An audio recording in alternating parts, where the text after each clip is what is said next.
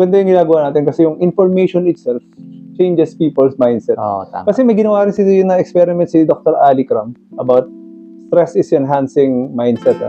Merong dalawang group, pinanood sila ng mga parang short movie, short film. Ito about stress is will break you down. Dito naman, stress will make you tougher. Yung mga nanood ng mga ang stress, papalakasin sila, they have less back pain, naging mas maganda yung pagtatrabaho. Basically, naging healthier sila kasi nga dahil sa information na na-feed sa kanila. Apat ang mga major influences ng ating mindset. So, number 1 is yung upbringing. Parents naman ang unang bibigay sa'yo ng mga paniniwala mo. So, number 2, culture and media.